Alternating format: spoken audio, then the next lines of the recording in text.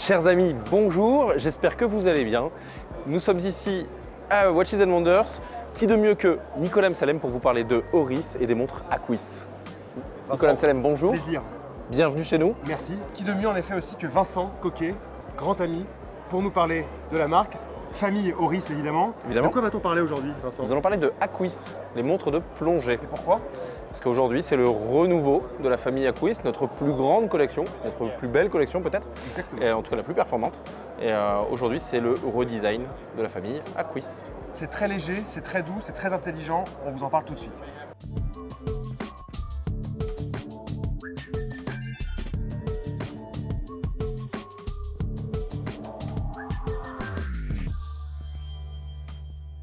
En effet, cette année chez Oris, on a vu la naissance d'une nouvelle génération d'Oris Aquis qui n'est autre que le pilier, la performante montre de plongée Oris par excellence. Alors si vous pensiez avoir une Aquis radicalement transformée, ça n'est pas du tout le cas. En fait, il y a plutôt des subtiles évolutions tout en sobriété mais qui, franchement, rendent la montre à mon sens plus agréable et fait rentrer aussi la gamme dans une nouvelle ère, dans une nouvelle époque. Pour moi, le premier détail le plus important, vous n'allez pas le voir du premier coup, mais il se trouve sur la tranche de carrure. En fait, la montre paraît moins épaisse. Mais elle n'est pas moins épaisse parce que la montre est moins épaisse, elle est moins épaisse parce que la tranche de carrure a été retravaillée comme ça.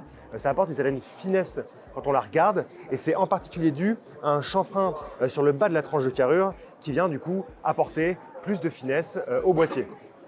Dans le même style de détail important, on remarque que les ponts protège-couronne ont été légèrement redessinés, qui sont plus fins. Aussi, si vous regardez le plat qui est sur les cornes, vous avez en fait une finition brossée, mais le plat est un peu plus long, a été un peu plus davantage travaillé, il est plus marqué, donc c'est une finition qui se remarque et franchement au poignet ça apporte davantage de présence. Enfin, et pour ceux qui apprécient le bracelet en acier de la Oris Aquis, lui aussi a reçu une petite évolution. Alors encore une fois, ça ne va pas changer le monde, mais vous remarquerez que sur les maillons centraux qui, contrairement aux maillons latéraux, sont brossés, vous avez une sorte de petite forme conique, une petite forme en pointe, une forme de petite crête en fait, plus prononcée, plus importante, ce qui fait que le maillon, il est là, on le voit mieux, il prend plus la lumière et du coup, ça se remarque davantage. Encore une fois, on n'a pas réinventé la roue, mais le bracelet se remarque et on remarque davantage ses finitions. C'est ce qui est important, c'est un ressenti de qualité. Aussi, et ça je ne l'avais pas vu, c'est notre cher Vincent qui me l'a annoncé, quand on regarde la typographie entre les anciennes Aquis et les nouvelles Aquis, on voit qu'elle est différente, elle est plus douce, elle est plus contemporaine, alors que l'autre Aquis était plus performante, plus sportive. Alors attention, on va pas se mentir, la montre reste quand même sportive, mais j'avoue que le petit Aquis avec une nouvelle typographie est très agréable. Ces nouvelles Aquis, elles sont proposées dans les mêmes déclinaisons de taille qu'auparavant. Il existe une variante de 36,5 mm ainsi que des modèles de 41,5 mm et 43,5 mm, chacun dans une variété de couleurs et alimenté par le calibre 733 automatique d'Oris. Mais évidemment, le modèle phare, c'est la version 43,5 mm qui reçoit le calibre 400, donc ça c'est nouveau. Une Aquis avec un calibre 400 et les nouveaux codes de la montre de plongée Aquis chez Oris. On trouve également dans toutes les tailles, donc 36,5, 41,5 et 43,5, des versions upcycle, vous savez, avec ces cadrans en plastique recyclé qui personnellement me font penser pour certains à des tableaux impressionnistes, donc ça on adore. Et ça c'est pour Valentin, mention spéciale sur la version 36,5 mm pour un cadran un petit peu crème, un petit peu amande, fait en nacre. Valentin est tombé amoureux et il ne demanderait qu'à l'avoir ou alors même l'avoir dans une taille un peu supérieure si Oris nous écoute, ce qu'elle fait évidemment. Petit message. Donc chers amis, pour une fois c'est moi qui me place derrière la caméra, c'est Valentin qui est l'homme de l'action avec sa 36,5 mm en nacre. Qu'est-ce que tu en penses Valentin? Écoute, je suis tombé sous le charme de cette petite nacre. D'habitude j'aime pas les cadrans en nacre blanche, mais là il est un petit peu crème. C'est très séduisant, voilà, c'est très intéressant.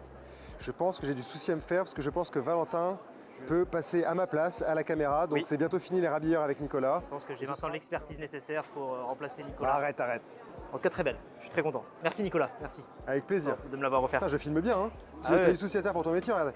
Transition. Pour une version 36,5 mm ou 41,5 mm sur acier, il faudra compter 2 400 €. Encore une fois, on a un calibre à l'intérieur de base Cellita, calibre Oris automatique 733. Et pour la version 43,5 mm avec le fameux calibre 400, il faudra compter 3 700 €.